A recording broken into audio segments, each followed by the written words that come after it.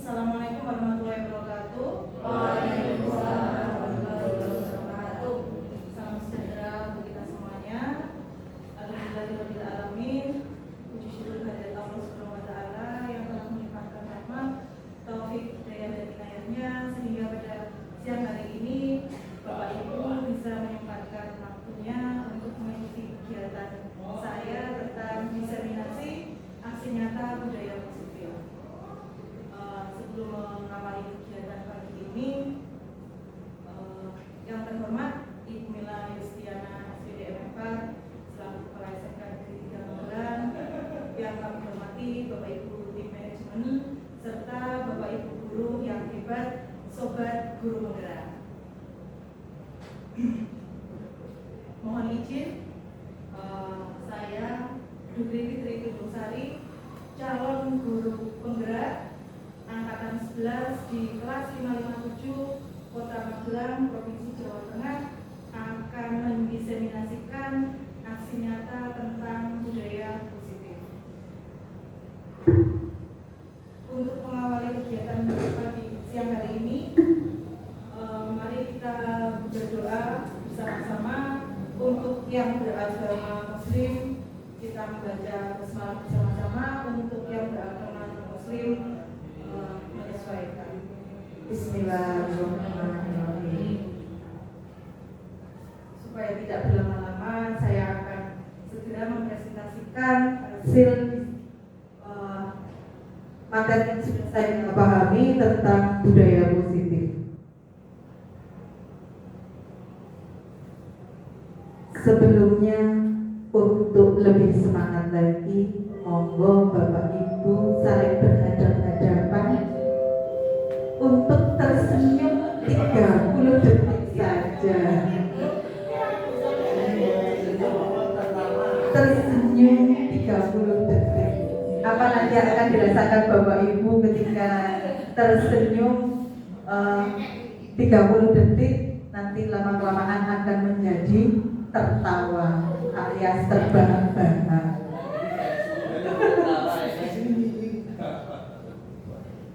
Sudah tersenyum nggih Bapak Ibu nggih? Sampai ngekek. Sebelum saya mengawali materi, seperti yang sudah kita lakukan di pembelajaran di kelas, kita ada kesepakatan. Di sini adalah forum diseminasi. Contoh yang akan saya gunakan untuk kesepakatannya, yang pertama adalah menjadi pendengar yang baik, kemudian menghargai siapapun. Dari Bapak Ibu, adakah masuk kesepakatan dalam forum diseminasi ini? Monggo Pak Ed. Saling menghargai sudah ya. Saling mengisi, melengkapi. Saling mengisi, melengkapi. Terima kasih. Ada Bapak Ibu lagi yang lainnya? Monggo Ibu Triana mungkin bisa menambah. Mungkin bisa ditambahkan, jika mau bertanya bisa mengangkat tangan. Terima kasih Ibu Triana. Jika akan bertanya bisa menunjukkan tangan terlebih dahulu. Untuk 4 kesepakatan apakah perlu ditambah lagi Bapak Ibu? Sudah cukup ya, terima kasih. Berikutnya yaitu budaya positif. Seorang guru yang baik harus memiliki kemampuan dalam mewujudkan budaya positif di sekolah.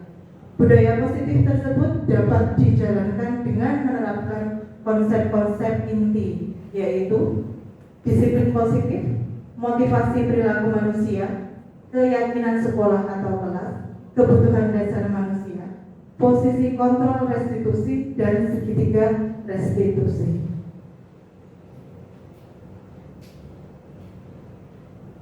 Menurut Bapak Ibu, apakah itu disiplin positif? Mungkin Ibu Mira bisa menyampaikan argumennya.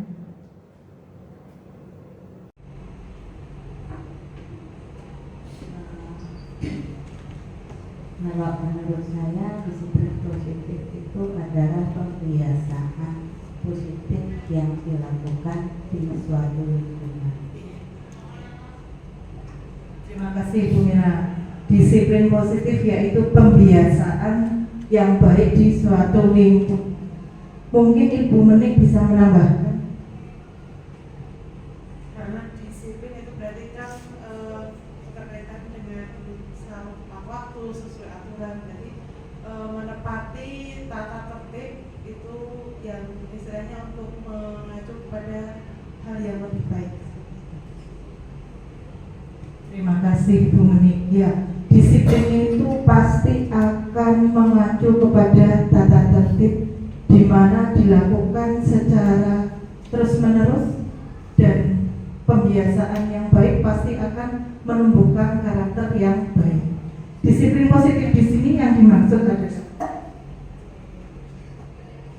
merupakan suatu cara penerapan disiplin yang mengajarkan anak untuk bertanggung jawab dan menumbuhkan kesadaran diri berdasarkan nilai-nilai kebajikan. Jadi dalam menerapkan disiplin positif ini, kita seorang guru beserta dengan para murid melakukan kegiatan penerapan disiplin itu tanpa ada paksaan dari orang lain, tetapi merupakan tanggung jawab pribadi masing-masing, di mana bisa memunculkan kesadaran diri yang berdasarkan nilai-nilai kebajikan.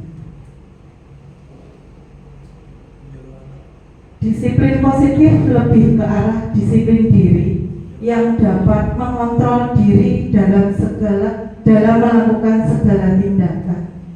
Jadi ketika kita melakukan segala sesuatu kegiatan, ketika kita sudah sadar diri, kita sudah punya tanggung jawab, pasti kita akan berusaha untuk mengontrol diri dalam melakukan sesuatu kegiatan.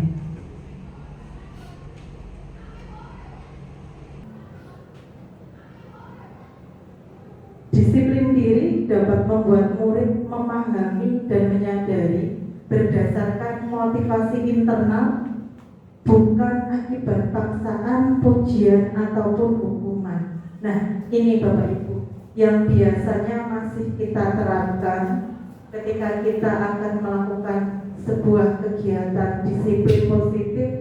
Misalnya masih terdapat paksaan, ada juga yang memberikan pujian atau bahkan hukuman.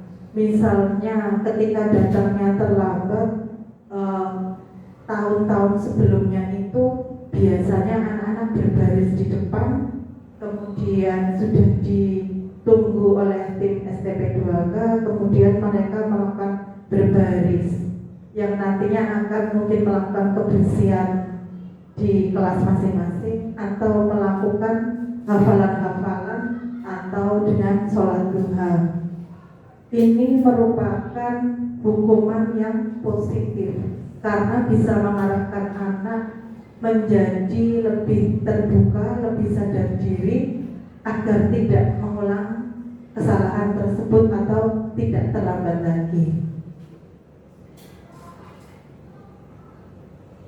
Nah, ketika melakukan disiplin positif, kita harus mengacu atau berdasarkan nilai-nilai kebajikan yang mana semuanya terdapat pada dimensi profil pelajar Pancasila.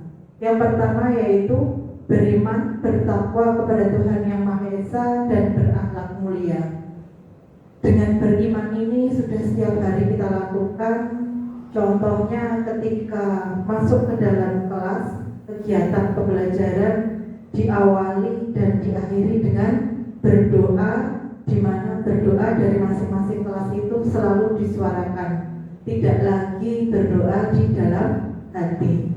Kemudian yang kedua yaitu mandiri. Untuk di sekolah kita di SMK 3, anak-anak sudah banyak yang mulai bisa mandiri, baik belajar secara mandiri atau berwirausaha secara mandiri. karena anak-anak generasi Gen Z ini sudah lebih terbuka, sudah lebih canggih, sehingga pemikiran mereka sudah lebih maju. Kemudian yang berikutnya adalah bergotong royong. Untuk di sekolah kita, kegiatan bergotong royong itu sudah diterapkan juga di masing-masing program keahlian. Contohnya untuk kegiatan yang ada di program keahlian kuliner, ketika mereka mempraktekkan membuat suatu masakan, mereka butuh bekerja sama atau bergotong royong dengan teman-temannya. Begitu juga dengan di prodi broadcasting dan perfilman, ketika akan membuat pengambilan video gambar penyetingan film, pasti membutuhkan tim yang solid dalam melakukan tugas tersebut. Jadi semuanya sudah bergotong royong atau bekerja sama. Kemudian untuk yang keempat adalah berkebinekaan global, di mana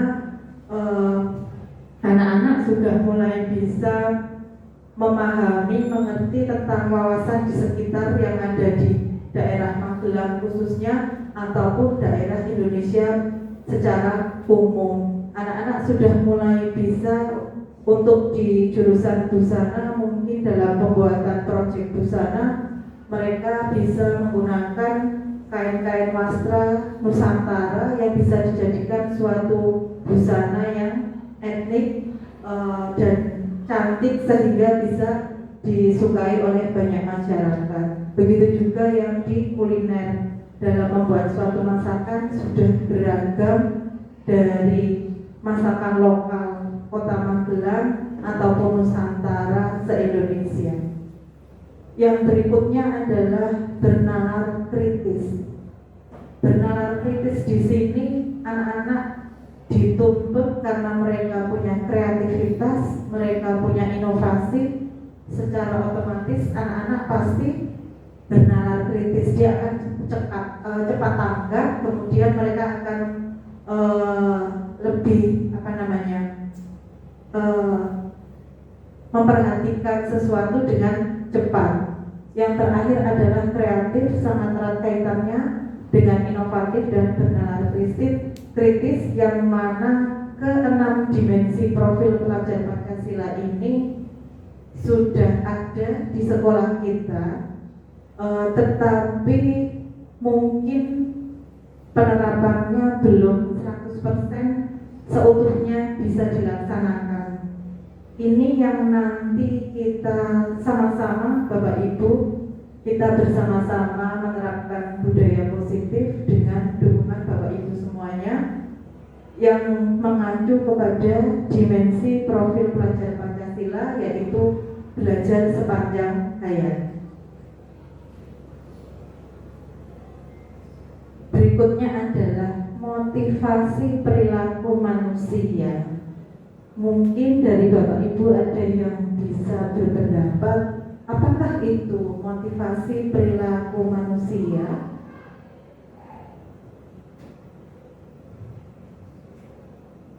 Monggo Bu Hevi mungkin bisa berpendapat.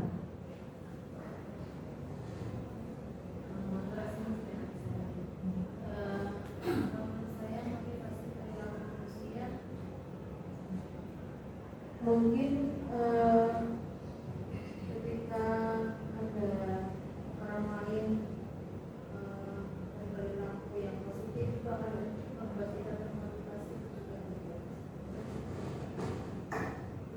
Terima kasih Bu Hevi. Ya, ketika seseorang melakukan sesuatu, ada orang lain yang bersikap positif, pasti orang lain akan termotivasi untuk mengikuti juga.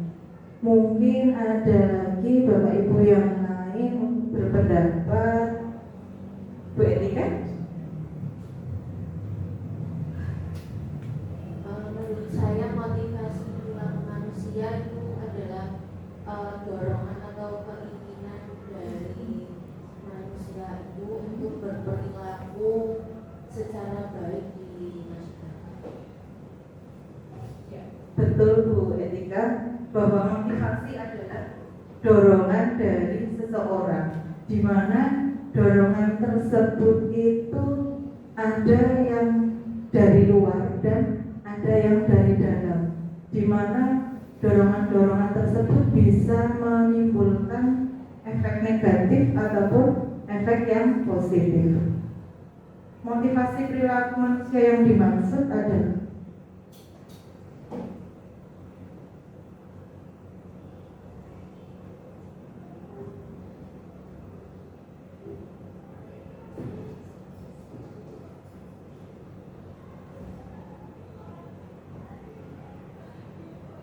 motivasi yang dimaksud di sini ada 3, yaitu motivasi secara eksternal dan motivasi secara internal. Kalau menurut Bapak Ibu, untuk menghindari ketidaknyamanan atau hukuman, itu merupakan motivasi apa? Eksternal, ya betul. Kemudian kalau untuk mendapatkan imbalan atau penghargaan dari orang lain, eksternal juga, ya. Kalau untuk menjadi orang yang mereka inginkan dan menghargai diri sendiri dengan nilai-nilai yang mereka percaya, kira-kira motivasi apa? Internal. Nah, dari ketiga motivasi perilaku manusia tersebut yang diharapkan dari peserta didik, dari murid-murid ataupun kita sebagai guru, di mana melakukan budaya positif itu mencerminkan perilaku yang mempunyai motivasi dari dalam, motivasi intrinsik, yaitu menghargai diri sendiri dengan nilai-nilai yang mereka percaya. Contohnya, motivasi Bapak Ibu berangkat ke sekolahan dengan tepat waktu, tidak terlambat, kira-kira motivasinya apa? Mungkin Pak Haris bisa menjelaskan. Untuk berangkat secara lebih awal itu motivasi dari dalam diri. Mungkin seperti apabila kita berangkat lebih awal itu di jalan kita lebih santai, tidak terburu-buru. Jadi saat mengendarai motor jadi lebih tenang dan tidak membahayakan orang lain. Terima kasih Pak Haris. Mungkin dari Pak Rudi, motivasinya yang dari luar kota Magelang. Motivasi dari saya sendiri karena untuk datangnya lebih awal atau jangan terlambat. Yang pertama adalah ketika kita melakukan suatu pekerjaan, ketika sudah diawali dengan waktu yang sesuai yang sudah direncanakan, itu kedepannya atau selanjutnya kita juga menjalankan kegiatan itu juga dengan baik, jadi tidak terburu-buru atau tidak berlangsung. Dan yang lainnya juga sebagai kita memberikan contoh kepada anak didik kita bahwa ketika kita melaksanakan atau sudah datang di sekolah itu 15 menit sebelum masuk, kita pun anak-anak bisa menjalankan juga. Betul sekali apa yang disampaikan Pak Haris dan Pak Rudi, bahwa datang ke sekolahan tepat waktu atau mungkin 15 menit sebelumnya sudah datang di sekolahan, itu merupakan kesadaran diri dari kita semuanya, di mana kesadaran diri itu yang sudah kita tanamkan sehingga harapannya murid-murid juga melihat dan mencontoh bahwa kita Bapak Ibu guru juga datang dengan tepat waktu atau tidak terlambat. Yang berikutnya adalah keyakinan sekolah atau keyakinan kelas. Kira-kira kalau menurut Bapak Ibu, peraturan di sekolah dengan keyakinan sekolah itu sama atau berbeda? Berbeda. Menurut Bu Mira, berbeda di mana Bu Mira? Peraturan sekolah itu sesuatu yang dibuat oleh sekolah secara mandiri, sedangkan keyakinan itu dibuat secara bersama-sama, baik antara pemicu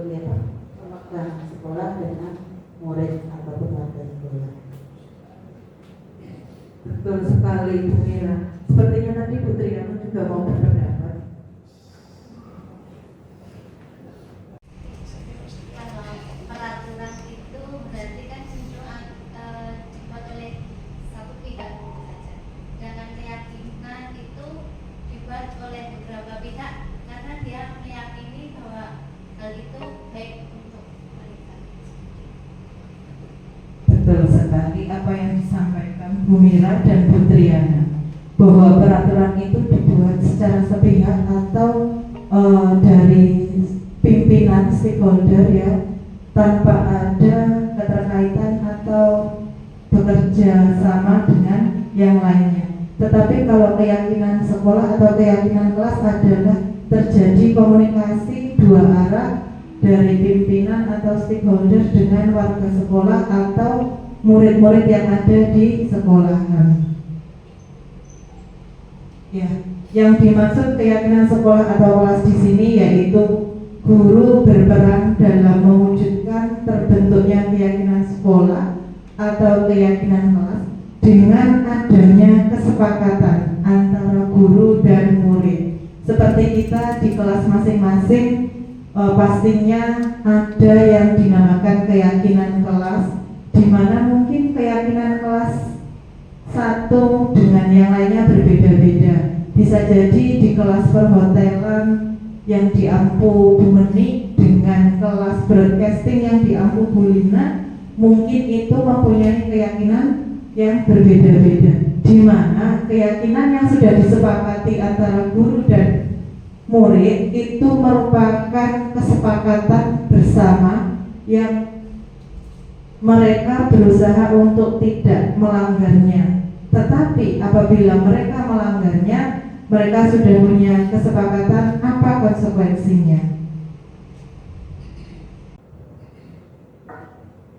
Keyakinan sekolah atau keyakinan kelas berupa pernyataan-pernyataan universal yang mudah diingat dan dipahami serta harus diterapkan di lingkungan sekolah.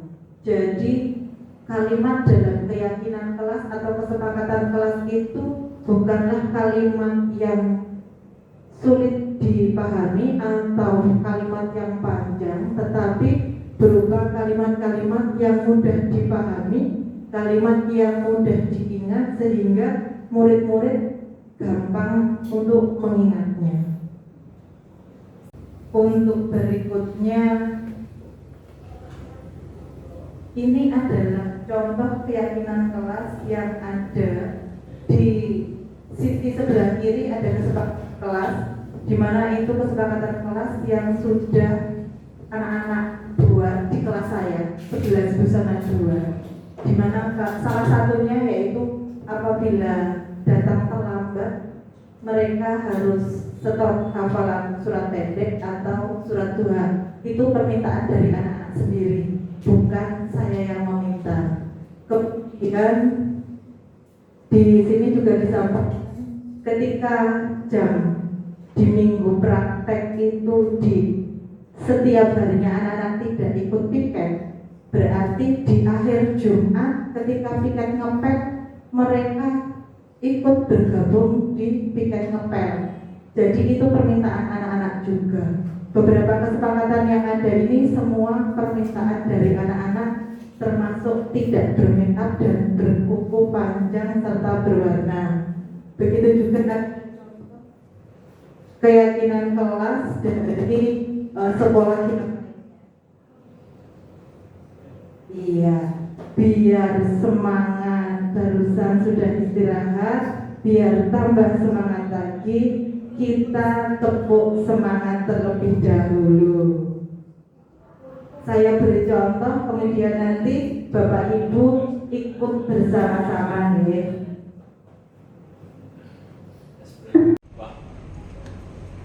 Tepuknya gampang Bapak Ibu. Nanti mau ditiru juga boleh. Oh iya. Ya. Tepuk semangat. Aku bisa, kita bisa, semua bisa, semangat. Ulang lagi ya. 1, 2, 3. Aku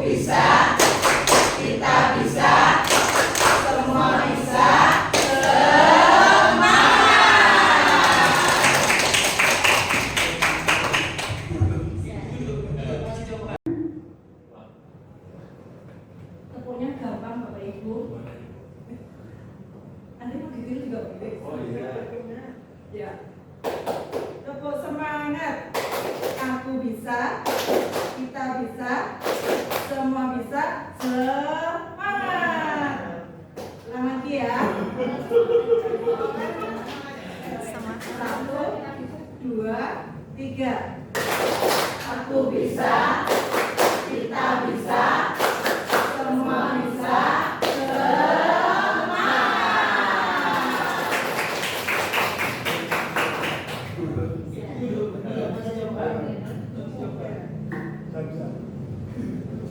lebih semangat lagi nggih Bapak Ibu. Materi berikutnya yaitu tentang kebutuhan dasar manusia. Mungkin Bu Lina bisa membantu saya. Apa sih itu kebutuhan dasar manusia?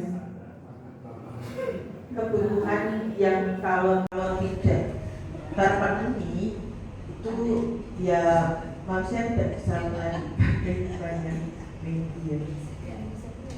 Betul, kebutuhan manusia ada kebutuhan yang harus dipenuhi. Ketika kebutuhan tersebut tidak terpenuhi, kita tidak dapat bertahan hidup. Betul sekali. Mungkin Bu Evi bisa menambahkan.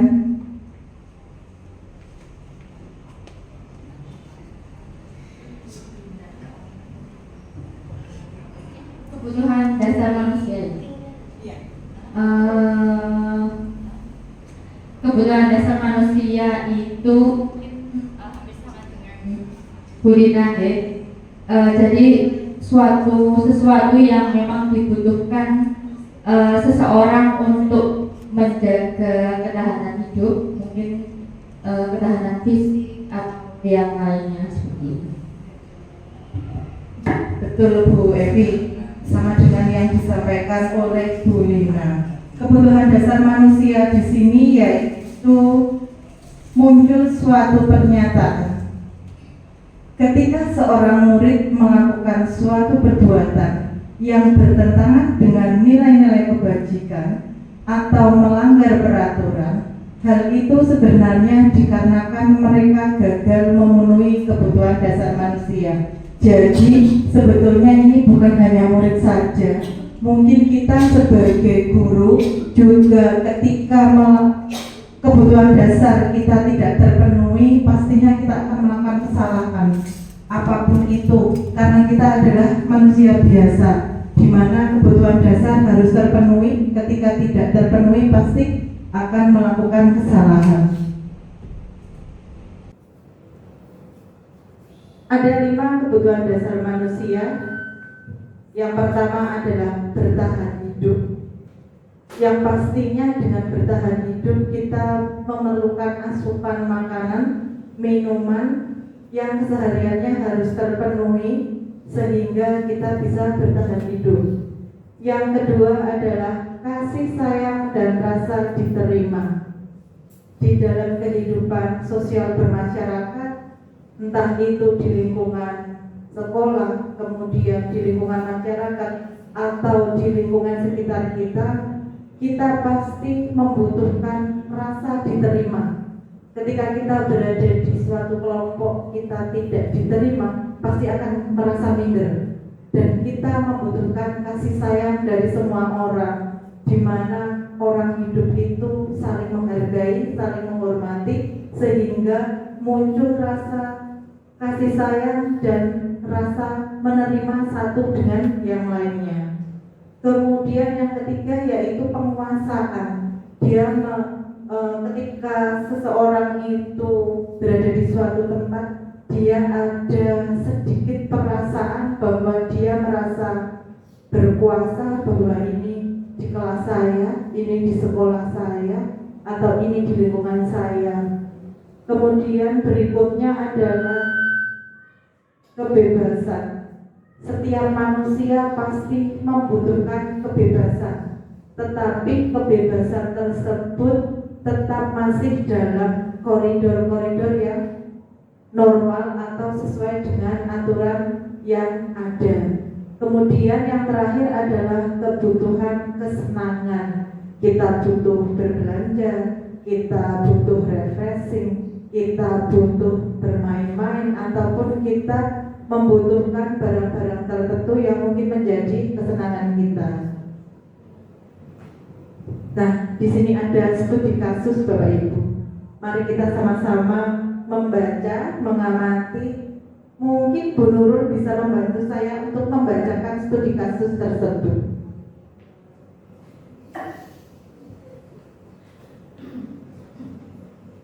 Ibu Sari, guru wali kelas 11 Busana 2 yang sedang bingung menghadapi ulah salah satu murid di kelasnya, yaitu Joni. Beberapa anak telah mengeluhkan Joni yang seringkali meminta bekal makan siang mereka dengan paksa. Jika Anda menghadapi suasana seperti Ibu Sari, apa yang akan Anda lakukan? Menurut Anda, apa kira-kira alasan Joni melakukan hal tersebut? Dari studi kasus ini, di mana ada seorang siswa bernama Doni yang dia hampir setiap harinya meminta atau merebut bekal makan siang temannya. Padahal kesehariannya dia sudah dibekali oleh orang tuanya, tetapi dia masih merebut dengan paksa bekal makan teman-temannya. Kira-kira menurut Bapak Ibu, studi kasus tersebut kebutuhan dasar apa yang belum terpenuhi oleh Doni? Monggo Pak Karis.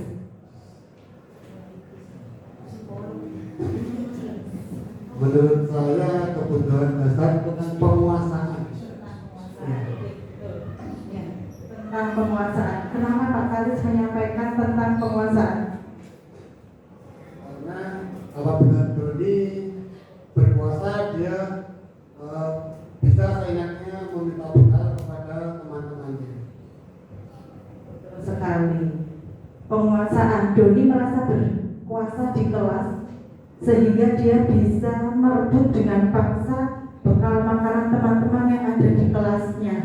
Salah satu kebutuhan Doni tentang penguasaan belum terpenuhi, sehingga dia berusaha untuk memenuhinya dengan cara meminta bekal makan teman-temannya. Mungkin ada kebutuhan dasar lain lagi yang belum dipenuhi oleh Doni, Pak Latif. Karena kebetulan saya berbadan besar. Mungkin kalau dibandingkan dengan Pak Haris yang berbadan lebih sedikit kecil, makannya lebih banyak saya ya. Jadi saya butuh untuk hidup, untuk makan. Jadi kalau makannya misal biasanya 2 piring, kalau dikasih 1 piring buat istirahat ya kurang. Ya jadi nanti murid ya Mas Haris ya. Nah, ya seperti itu. Mungkin seperti itu. Betul juga Pak Latif. Di sini Doni membutuhkan kebutuhan hidup karena mungkin bekal yang diberikan kurang, porsi makannya banyak sehingga dia meminta paksa temannya, atau dia merasa bosan dengan bekal yang dibawa. Ada lagi Bapak Ibu yang berpendapat? Bu Mira? Perhatian, rasa diterima, kasih sayang ya. Mari kita lihat Bapak Ibu. Alasan Doni yang pertama, karena Doni melakukan kasus tadi ya, Doni lapar dan orang tuanya tidak membawakan bekal makan siang, maka kebutuhan dasar yang sedang berusaha dipenuhi Doni adalah kebutuhan bertahan hidup. Ya, jadi betul sekali bahwa orang makan itu pasti untuk bertahan hidup. Tetapi di sini cara yang dilakukan Doni adalah kurang tepat, atau bahkan salah. Kemudian alasan yang kedua adalah karena Doni merasa senang temannya jadi memperhatikan dia. Ketika temannya melaporkan tindakannya itu pada guru melaporkannya kepada orang tua Doni, maka orang tua jadi memperhatikan dia.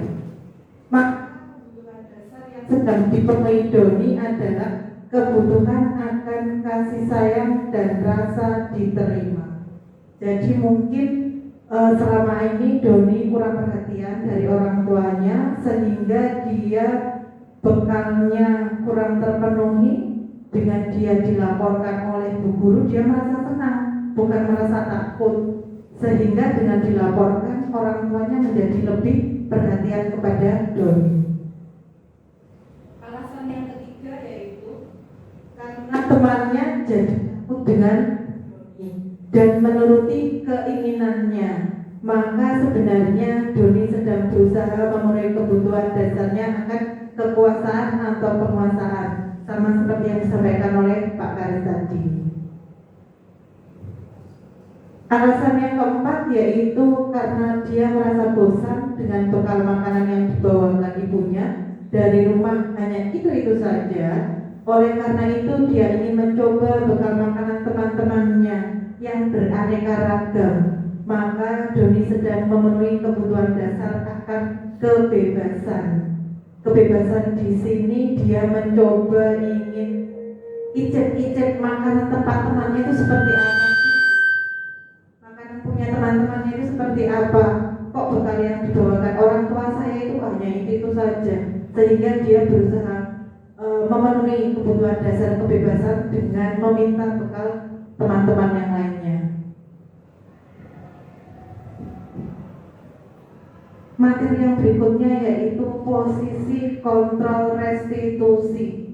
Posisi ini adalah posisi yang harus kita terapkan dalam pendampingan kepada murid, baik itu murid-murid bermasalah ataupun tidak bermasalah.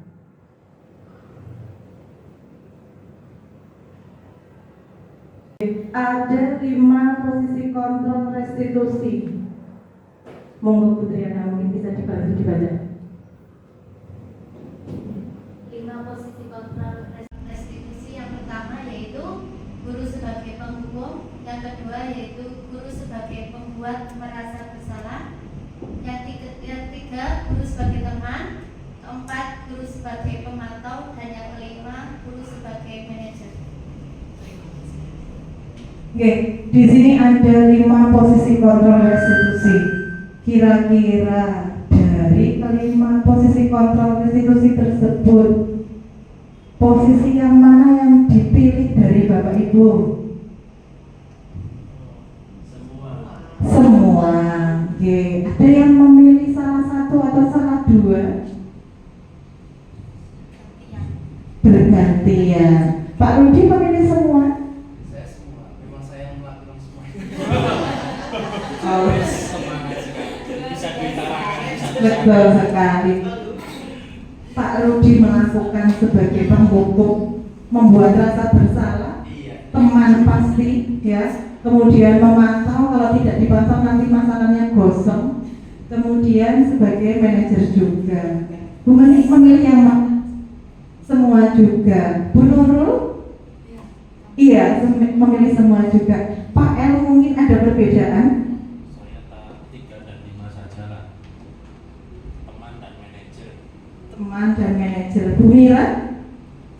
Saya idem dengan Pak El. Bu Mira idem dengan Pak El. Oke, nomor 3 dan 5.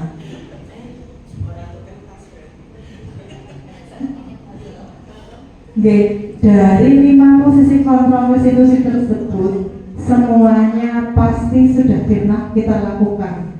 Kita sebagai penghukum itu pernah pasti dilakukan, ya. Kemudian kita membuat rasa bersalah itu juga pasti dilakukan. Kemudian sebagai teman pasti kita keseharian dengan siswa supaya siswa bisa curhat.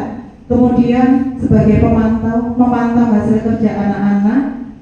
Dan yang terakhir adalah sebagai manajer, sebagai penengah yang bisa memberikan solusi, bisa berkomunikasi dengan anak-anak. Tetapi dari materi yang sudah kami pelajari di sini, posisi kontrol yang terbaik adalah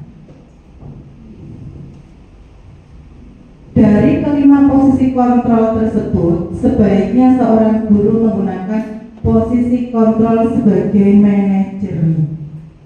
Adakah Bapak Ibu yang bisa menyampaikan kenapa kita harus memilih menjadi guru di posisi sebagai manajer? Mungkin Bu Triana bisa membantu? Di sini posisi guru sebagai manajer karena seorang manajer itu berarti kan harus tahu seperti apa siswa tersebut. Jadi bukan hanya sekedar menyalahkan, tapi mencari tahu dulu apa penyebab seseorang itu melakukan sesuatu. Jadi kita cari tahu dulu alasannya, baru setelah itu solusi agar anak tidak melakukan kesalahan lagi. Betul sekali Bu Triana. Di posisi manajer ini kita harus betul-betul bisa menggali. Kita bisa memahami murid-murid, kita harus bisa berkomunikasi dengan murid-murid sehingga kita bisa mencarikan solusi kenapa, mengapa, di mana, dan kenapa murid-murid tersebut melakukan suatu perbuatan atau kesalahan. Tetapi murid-murid itu tidak merasa menjadi seorang yang bersalah, atau mereka merasa dihukum, atau mereka hanya sebagai teman curhat dari Bapak Ibu guru, tetapi mereka mendapatkan solusi dari apa yang sudah mereka lakukan.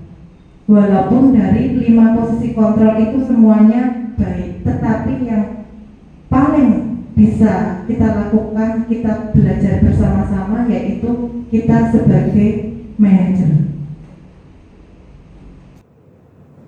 Sebagai manajer, guru dapat berbuat sesuatu bersama murid, mempersilahkan murid bertanggung jawab, dan mendukung murid agar dapat menemukan solusinya. Dengan posisi manajer ini, murid akan merasa bahwa kesalahan yang dia lakukan tidak betul-betul langsung dijudge, ya. Oh ya, kamu tuh salah melakukan ini. Tetapi mereka bisa merasa sadar dengan mendapatkan solusi dari kita sebagai manajer, kemudian mereka akan merasa bertanggung jawab, sadar diri, dan mendapatkan solusi sehingga mereka tidak akan mengulang lagi. Selain itu, posisi manajer mengacu pada restitusi yang dapat menjadikan murid sebagai manajer bagi dirinya sendiri, sehingga dapat tercipta identitas positif pada murid. Nah, ketika murid-murid itu merasa kita percaya, kita berikan dukungan, motivasi, kita gali kemauannya, kita tanya keinginannya, kita tanya bagaimana yang dia rasakan, permasalahannya seperti apa, murid itu akan dapat dengan sendirinya, dia akan memanajeri diri sendiri.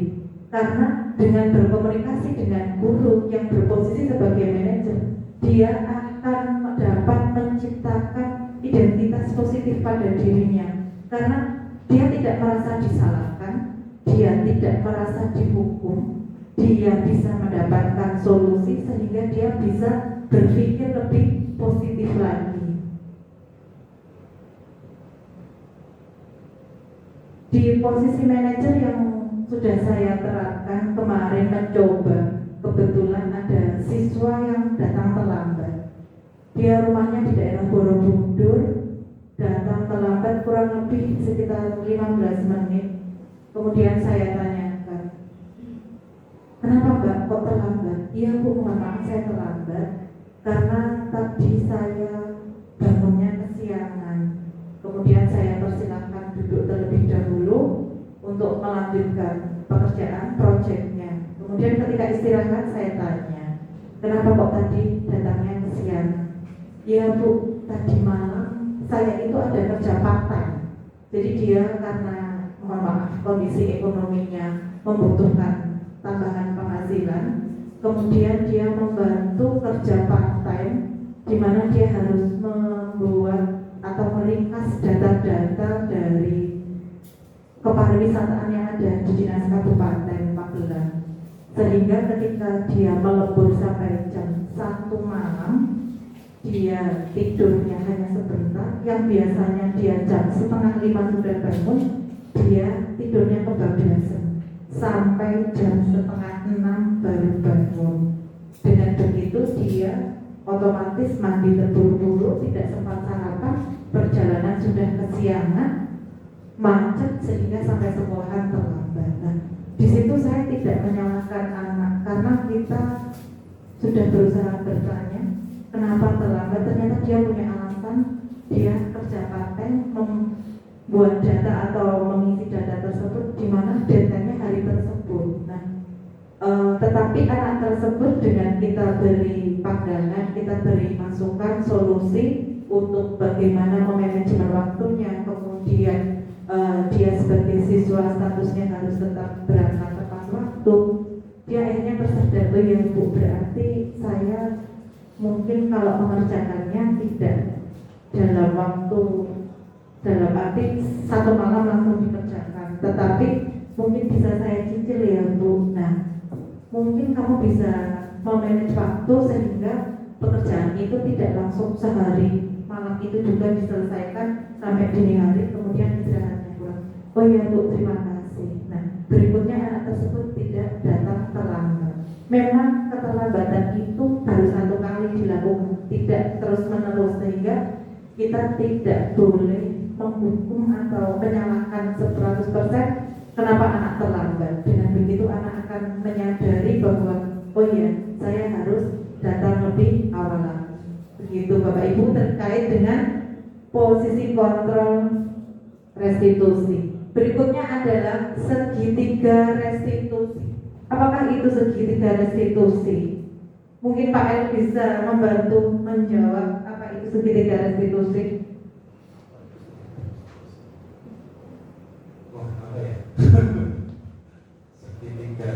Segitiga restitusi ini sebuah konsep ya, sebuah konsep yang digunakan untuk memberikan kesadaran kepada anak untuk memperbaiki kesalahannya.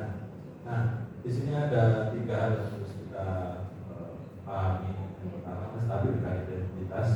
Yang kedua adalah validitas dari kesalahan. Yang ketiga adalah memperkuat keyakinannya. Bagaimana cara dia memperbaiki kesalahan-kesalahannya.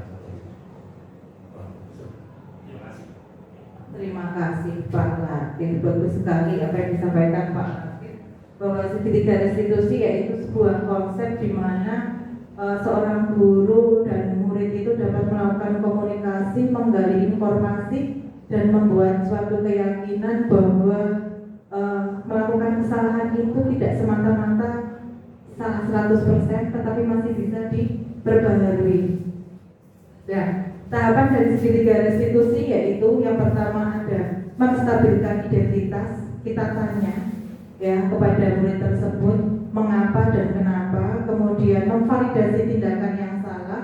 Kita beri pemahaman kepada murid tersebut bahwa tindakannya salah itu tidak semata-mata merupakan suatu kesalahan yang mutlak, bahwa kita adalah manusia bukan yang sempurna ya, karena kesempurnaan hanya milik Allah. Jadi setiap manusia pasti melakukan kesalahan, tetapi kita bisa memberikan masukan atau pengarahan kepada murid bahwa kesalahan tersebut bukan semata-mata hanya kamu saja yang melakukan, karena orang lain juga pasti pernah melakukan. Dan yang ketiga adalah menanyakan keyakinan kepada murid tersebut tentang kesalahan yang dia lakukan seperti apa, dan pastinya akan menuju ke perubahan atau identitas positif dari siswa tersebut. Nah, di sini yang nomor 1 yaitu menstabilkan identitas, dilakukan berdasarkan prinsip bahwa membuat kesalahan adalah bagian dari proses pembelajaran yang nantinya akan menggeser identitas gagal ke arah identitas sukses. Jadi ketika murid melakukan kesalahan, kita tidak boleh langsung menjudge atau membuat anak tersebut merasa bersalah, tetapi bahwa itu adalah merupakan suatu proses pembelajaran dari usia mereka yang masih remaja beranjak ke dewasa, kemudian dari pengalaman hidup juga masih kurang. Itu adalah proses pembentukan kedewasaan, karakter yang lebih mengarah mungkin ke mandiri. Mereka bisa lebih bernalar kritis, sehingga dari pembelajaran yang gagal tadi, kesalahan tadi, dia akan menuju ke identitas yang sukses, yaitu dia merasa bahwa ini akan saya perbaharui, tidak boleh saya lakukan berulang-ulang. Kemudian yang kedua yaitu validasi tindakan yang salah. memvalidasi tindakan yang salah dilakukan berdasarkan prinsip bahwa setiap perilaku berupaya memenuhi suatu kebutuhan tertentu, sehingga guru atau orang tua akan bergeser dari pemikiran stimulus respon proaktif serta akan lebih mengenali dan mengakui kebutuhan murid dan anak. Jadi di sini kita sesuai dengan pembelajaran yang diharapkan dari Hajar Dewantoro, yaitu kita guru bukan lagi seperti zaman dulu yang menuntut siswa, kemudian kita hanya mengandalkan materi, kita hanya mengandalkan target kompetensi harus tercapai, tidak memikirkan kebutuhan dari murid tersebut. Padahal kalau kita lihat karakter di kelas kita itu banyak sekali. Kita di dalam kelas punya siswa 36, pasti mempunyai karakter yang berbeda-beda. Dengan demikian kita bisa mengidentifikasi karakter anak tersebut, kemudian kita memvalidasinya sehingga kita bisa mengetahui kebutuhan dari anak tersebut dan nantinya bisa dikelompok-kelompokkan sesuai dengan kebutuhannya sehingga dapat terwujud apa yang diinginkan sesuai dengan kodrat anak-anak dan kodrat zaman sekarang atau generasi Gen Z. Kemudian berikutnya yang ketiga yaitu menanyakan keyakinan, dilakukan dengan memberi pertanyaan-pertanyaan bermakna kepada murid atau anak untuk memunculkan motivasi secara intrinsik sehingga mampu mengaitkan keyakinannya dengan tindakan yang salah. Nah, seperti tadi, motivasi intrinsik itu adalah motivasi dari diri sendiri, di mana memunculkan rasa percaya diri dengan keyakinan yang dimiliki. Kita harus bertanya kepada siswa, betulkah, yakinkah apa yang sudah dilakukan? Kalau anak melakukan kesalahan, kita kembalikan. Di kelas sudah dibuat keyakinan kelas belum? Mereka pasti akan menjawab, sudah Bu. Kira-kira kesalahan yang dilakukan itu sudah sesuai belum dengan keyakinan kelas? Tidak sesuai Bu, berarti saya harus memperbaiki. Pasti anak akan seperti itu karena keyakinan kelas tersebut dibuat berdasarkan kemauan dari anak yang kita dampingi sehingga terwujud suatu kesepakatan kelas. Dan yang terakhir adalah kesimpulan. Proses menciptakan budaya positif adalah melakukan kolaborasi antara sekolah dan orang tua murid agar budaya positif ini jangan hanya dilakukan di kelas atau di sekolah saja, melainkan juga harus dilakukan di rumah agar menjadi suatu kebiasaan atau karakter yang melekat pada diri anak saat berada di lingkungan manapun. Jadi penerapan budaya positif ini kita sama-sama Bapak Ibu Guru kita membangun budaya positif di SMK Negeri 3 Magelang supaya sekolah kita menjadi sekolah yang lebih hebat lagi. Tetapi kita juga harus berkomunikasi dengan orang tua. Tanpa ada komunikasi dengan orang tua, kita tidak akan mendampingi murid untuk bisa menerapkan atau menumbuhkan karakter sesuai dengan profil pelajar Pancasila. Sebelum saya tutup, mungkin Bapak Ibu salah satu atau salah dua bisa memberikan refleksi dari apa yang sudah saya sampaikan diskusi kita tadi tentang penerapan budaya positif. Monggo, mungkin ada Bapak Ibu yang akan menyampaikan refleksinya. Boleh, Pak Ladir.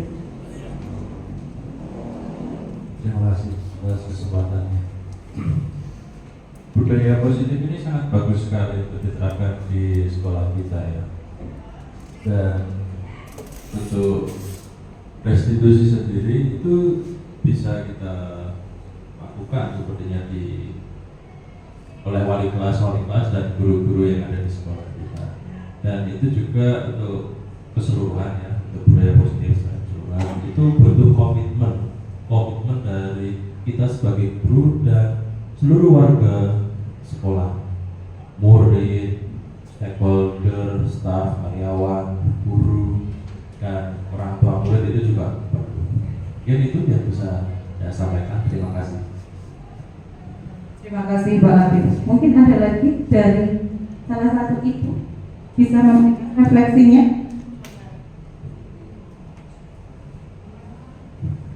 Bu Etika?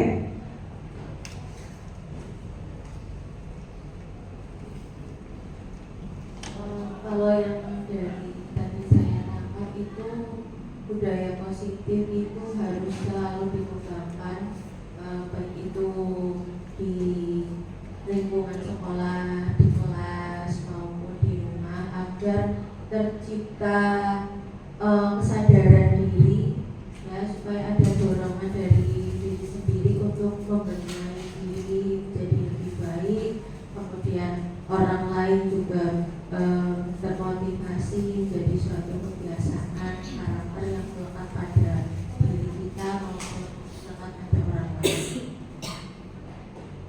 Terima kasih Bu Etika. Betul sekali apa yang disampaikan Bu Etika, dan bahwa penerapan budaya positif ini berkesinambungan dilakukan terus-menerus dengan adanya kerjasama yang solid dari kita semua warga sekolah, Bapak Ibu guru, stakeholder, kepala sekolah, murid, dan bahkan orang tua murid di rumah, sehingga kita bisa menerapkan budaya positif dengan nyata, dengan baik, yang dapat menumbuhkan karakter murid sesuai dengan profil pelajar Pancasila.